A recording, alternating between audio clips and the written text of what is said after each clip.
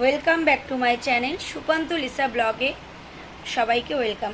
আশা করি সবাই ভালো আছো। আমার মোটামুটি যাচ্ছে, কারণ তোমাদের আমি একটা শর্টসে জানিয়েছিলাম একটার পর একটা দুর্ঘটনা আমাদের সাথে লেগেই আছে। তার মধ্যে হাতে আর গুনে 13 দিন বাকি। 14ই মে বাবার কাজ। অ্যাকচুয়ালি বাবা মারা গেছিলো 25শে মে, কিন্তু যেহেতু এগিয়ে আসে তিথি অনুযায়ী, তাই 14ই মে বাবার কাজ পড়েছে।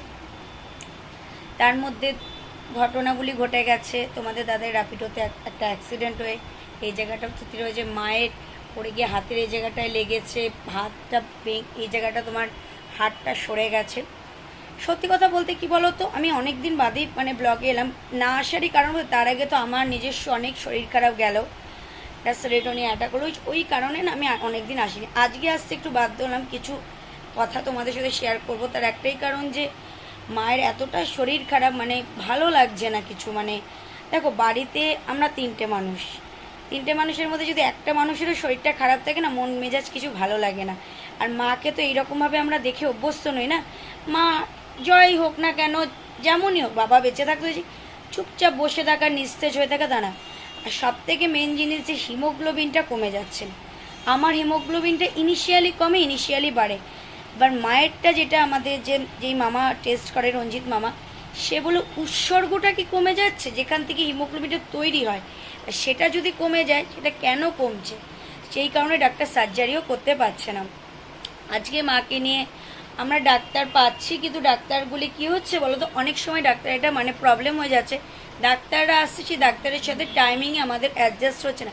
যাই হোক, আজকে অ্যাপোলোতে 4টের সময় যাওয়ার কথা রয়েছে। সেই গিয়ে ডাক্তারটা দেখিয়ে কি বলেন, এমডি থাকে না, এমডি কি বলে সেটার ওপরে বেস করে আমরা ডিসিশন নেব যে আমরা সার্জারিটা কত তাড়াতাড়ি করবো, সার্জারিটা কোথায় করব। এই জন্য এটা নিয়ে ডিসিশন নেব। কারণ সার্জারিটা করলে কি হবে, ডাক্তারবাবু যাকে নির্মাল্য গ্রহকে দেখানো হয়েছে, সে বলছে সার্জারিটা করলে হাতটা উপর দিকে ভালোভাবে তুলতে পারবে। আর সার্জারিটা যদি না করে, তাহলে হাতটা তুলতে পারবে, বাট একটু অসুবিধা হবে। এবার ব্যাপারটা হলো যে মায়ের কোনো হার্টের সমস্যা নেই, কোনো আদার্স কোনো সমস্যা নেই, তাও ডাক্তারবাবু অনলি প্যারাসিটামল খেতে দিয়েছে আর ক্যালসিয়ামের ওষুধ। কেন এটা দিয়েছে আমি এটাই বুঝতে পারলাম না। অন্তত দু একটা তো অন্তত তোমার একটু পেন কিলার দেওয়া উচিত ছিল। এবার জানি না কি, দেখো ডাক্তার কি বুঝে করেছে, সে না বুঝেছে সেটা ডাক্তারের ব্যাপার, সেটা আমিও বলতে পারি না, কেউ বলতে পারে না। ডাক্তারের ডিসিশন নিয়েছে। ঠিক আছে বন্ধুরা, একটু প্রার্থনা করো মা যেন তাড়াতাড়ি সুস্থ হয়ে যায়। আর আজকে মোটামুটি কি করি না করি তোমাদের সাথে চেষ্টা করব তুলে ধরার। কনফার্ম বলতে পারছি না যে হ্যাঁ আমি তুলে ধরবই, কেন না বলছি, কারণ মানুষের মন মেজাজ যদি ভালো না থাকে না, কোনো কিছুই মানুষের ভালো লাগে না। সত্যি কথা বলতে এটাই হলো ব্যাপার, মানুষের মন মেজাজ যদি ভালো থাকে তখন দেখবে সব কিছু ভালো লাগে। আমরা ভেবেছিলাম বাবার কাজটা মোটামুটি একটু বড় করবো, কিন্তু এই ঘটনার কারণে সত্যি কথা বলতে নর্মালি আমরা 6জন, আমার বাপের বাড়ির 3জন, আর মা, দাদা ভাই আর আমি, আর 5টা ব্রাহ্মণ, আর আমাদের বাড়িতে যে কাজ করে সেই জেঠিমাকে নিই, এই 12-13 জনের অ্যারেঞ্জমেন্ট করবো। আর বাইরের কাউকে কিছু বলবো না, কেননা মানুষের মন মেজাজ ভালো না থাকলে, আর মায়ের ওই দিন এমনিই মন মেজাজটা খারাপ থাকবে, মাকে সামাল দেবো না। আর আমি নিজে, আর তোমাদের দাদাভাই তো সারাদিন কাজের মধ্যে বসে থাকবে, পুরো হেডেকটা এসে পড়বে আমার ওপর। কারণ আমার মায়ের ওপর যে প্রেশারটা দেবো সেটাও আমি পারবো না, কারণ আমার মা নিজেই সেরিব্রাল অ্যাটাকের পেশেন্ট। আর বোনের কথা বলবো, বোনের এখন চলছে ট্রেনিং, মানিকতলাতেও ট্রেনিং চলছে, উটুলানা থেকে মানিকতলাতে যেতে ট্রেনিং চলছে। ও যেহেতু হসপিটাল ম্যানেজমেন্ট নিয়ে আছে, ওর ওইখানে ট্রেনিং চলছে, সেই কারণে পুরো হেডেকটাই এসে পড়বে আমার ওপরে। এবার ওই দিন আমারও মন মেজাজ ভালো থাকবে না।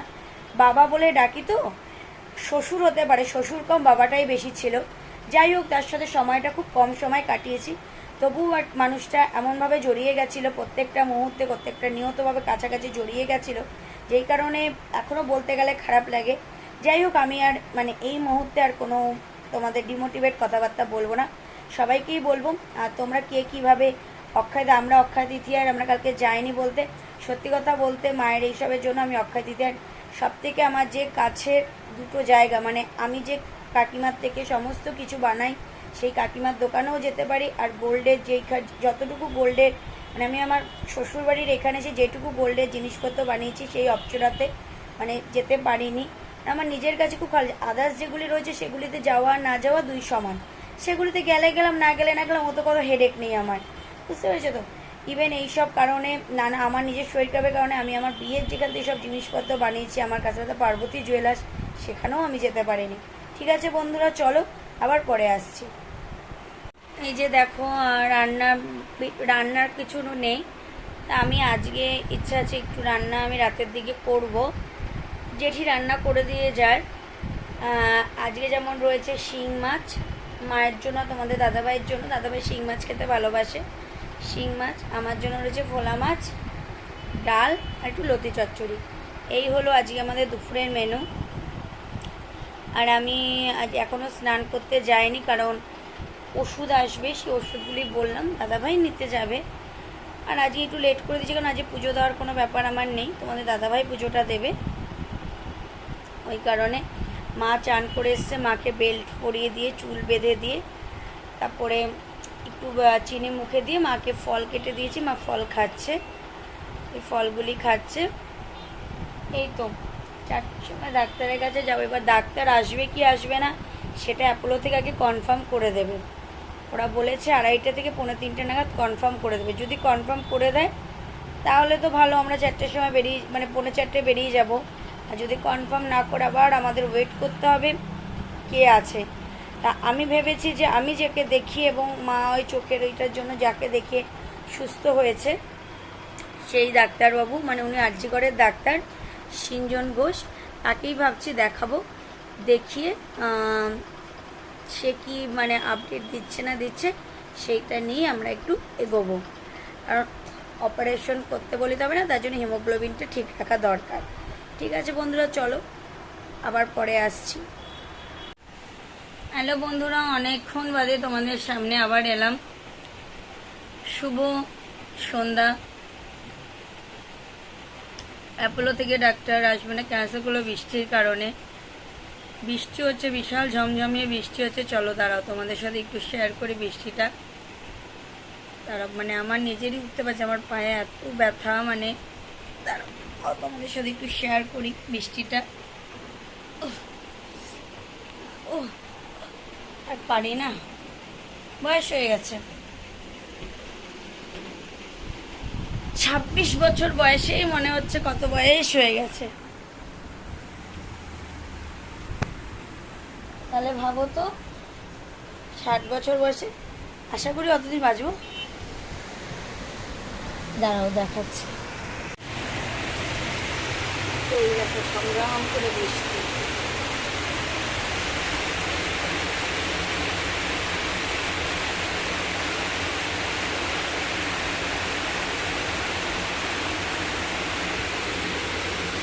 বন্ধুরা দেখো, চারিদিক অন্ধকার হয়ে গেছে, কারেন্ট চলে গেছে, আর শিলাবৃষ্টি হচ্ছে। পুরো আমার ফ্লোর পুরো কিন্তু ভিজে গেছে। এখন এই হাওয়া আমি রাখতে পারবো না, আমাকে অলমোস্ট জানলা দিতেই হবে, আর কিছু করার নেই। দেখো তোমরা মাঝখানে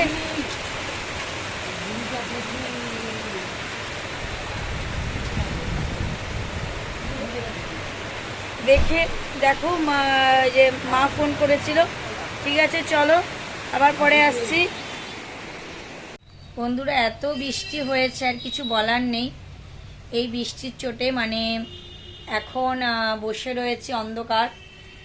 এই তোমার মোমবাতি ধরিয়েছি, কারণ আমাদের কি বলতো, মানে এখন অবধি আমাদের বাড়িতে আমরা ইনভার্টারটা নেই, কারণ ইনভার্টারের প্রয়োজন আমাদের এখন অবধি পড়েনি, এবার মনে হচ্ছে নিতে হবে। যাই হোক, আজকের ডিনারের জন্য তোমাদের দাদাভাইয়ের আবদারে খিচুড়ি করা হচ্ছে, কারণ আজকে কাজের জেঠি আসেনি রান্না করতে। এবার একটু আবদারে একটু খিচুড়ি কোনো রকম করে নিচ্ছি, চালে ডালে খিচুড়ি। বর্ষার দিনে এটাই, মানে একটু বৃষ্টির দিনে এটাই বেশ ভালো লাগে, যে খিচুড়িটা এটাই হলো বেশ ভালো লাগে। আমি আর একটা ফোন থেকে লাইটটা ধরিয়ে কথা বলছি তোমাদের সাথে, বেশ ভালো লাগে, ওই জন্যই খিচুড়িটা করছি। আর মেয়ে মানুষের তো সংসারে নানা কাজ থাকে। আজকে স্ল্যাবগুলি সব পরিষ্কার করেছি, সব পরিষ্কার করছি, কিন্তু মাকে এটা নিয়ে খুব সমস্যায় পড়ছি, কি করব না করব এটা নিয়ে বিভিন্ন সমস্যার মধ্যে দিয়ে যাচ্ছি। ঠিক আছে বন্ধুরা, চলো আবার পরে আসছি, যখন খিচুড়িটা ফাইনাল হয়ে যাবে তখন তোমাদের সাথে ফাইনাল লুকটা শেয়ার করব। আর দেখো কীরকম কালো ভূতের মতন লাগছে, কালো ভূতের মতন লাগছে, মনে হচ্ছে ভূত, পুরো মনে হচ্ছে একটা ভূত বসে আছে অন্ধকারে। ঠাকুরের আশীর্বাদে গায়ের একটু ফর্সা বলে বোঝা যাচ্ছে যে না কপালে টিপ টিপ আছে। যদি কালো হতাম এখন তাহলে শুধু দাঁতগুলিই বোঝা যেত, আইদার কিছু।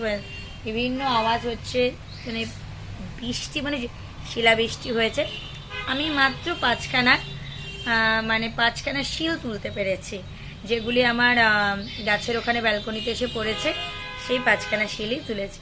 চলো আবার পরে আসছি। হ্যালো ফ্রেন্ডস, আমার বরকে নিয়ে একটু সামনে এলাম।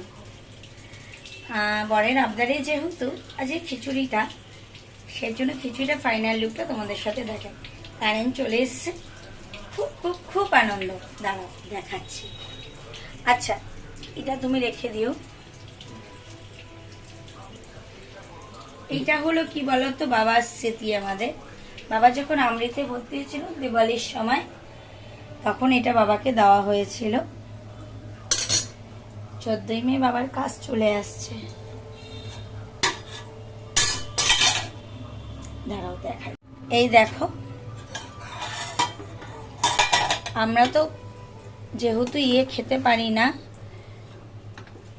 মুগ ডাল ঠাল খেতে পারি না, গ্যাস হয়ে যায়, সেজন্য মুসুরির ডালে প্লেন এন্ড সিম্পল খিচুড়ি আমি করেছি।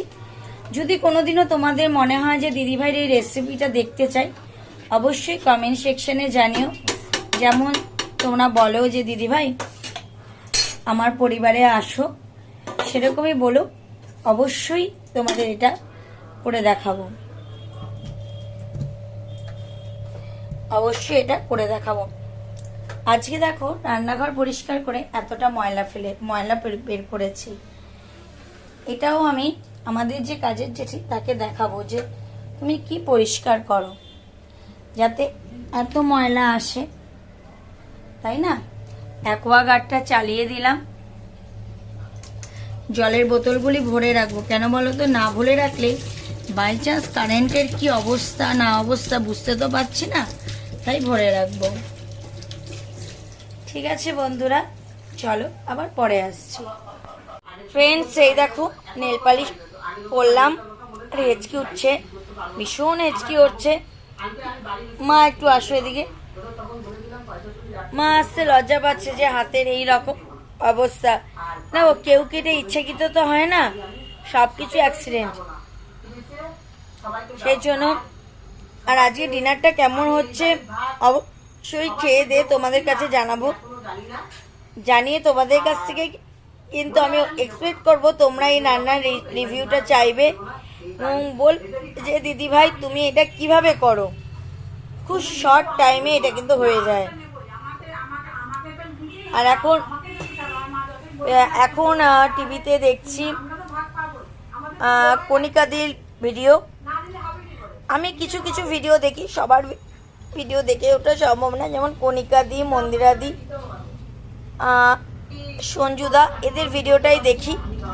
আইদার সেরকম কারোর দেখা, মারিয়া, ওর ভিডিও দেখি। সবার ভিডিও দেখা সম্ভব হয়ে ওঠে না। এদের ভিডিওটা থেকে শেখার আছে যে মানুষ গ্রাউন্ড লেভেল থেকে কি করে আপার লেভেলে ওঠে, সেটা তাদের মধ্যে দিয়ে আছে। সেই কারণে আমি এইগুলি দেখার চেষ্টা করি। যার অতিরিক্ত আছে সে গান্ডে পিন্ডে গয়না কিনছে, শাড়ি কিনছে, ব্লাউজ কিনছে, এগুলি আমি দেখি না, কারণ এতে কি বলতো ডিমোটিভেট হয়ে যায়। আমি যেগুলি মোটিভেট হওয়ার আছে সেগুলিই দেখি। ঠিক আছে, চলো আবার পরে আসছি। হ্যালো ফ্রেন্ডস, রাত হয়ে গেছে, এখন শুতে যাওয়ার সময় হয়ে গেছে। অলরেডি শুতে যাওয়ার জন্য প্রিপারেশন নিয়ে নিয়েছি, বিছানাপত্র ঝেড়ে ঝুড়ে নিয়ে। শাশুড়ি মায়ের অবস্থা খুবই ক্রিটিক্যাল, মানে একটু মেন্টালিভাবে মেন্টাল ডিস্টারবেন্স চলে এসেছে। যাই হোক, সব কিছুই আমরা ট্রিটমেন্ট করাবো, ট্রিটমেন্ট না করেই বা কেন যাব, ট্রিটমেন্ট তো করাতেই হবে। যে মানুষটা আমাদের মাথার ওপর এখন বটগাছ হিসাবে রয়েছে, তাকে যত তাড়াতাড়ি সুস্থ করব তত তাড়াতাড়ি আমাদের নিজেদেরই ভালো। তাই কেননা মাথার ওপর আর একটা বটগাছ যে ছিল সে চলে গেছে, এখন ইনিই আছে। ঠিক আছে, যথাসম্ভব সব কিছুই চেষ্টা করব। খিচুড়িটা দারুণ হয়েছে, নিজের প্রশংসা নিজের করা উচিত নয়, তবুও বলছি এত শর্ট টাইমের মধ্যে এত সুন্দর খিচুড়ি, জাস্ট ওয়াও, কিছু বলার নেই। ঠিক আছে বন্ধুরা, চলো আজকের ভিডিওটা বেশি বাড়াবো না। আগামীকাল দেখা হচ্ছে নতুন একটা ব্লগে। ভালো থেকো, সুস্থ থেকো। আর হ্যাঁ, যারা আমার চ্যানেলটি সাবস্ক্রাইব করনি তারা অতি অবশ্যই আমার চ্যানেলটি সাবস্ক্রাইব করে পাশে থাকা বেল বাটনটি প্রেস করে দেবে, যাতে আমার ভিডিওর নোটিফিকেশান তোমাদের কাছে খুব তাড়াতাড়ি পৌঁছে যায়। দেখা হচ্ছে নতুন ব্লগে। চলো tata, good night, sweet dreams.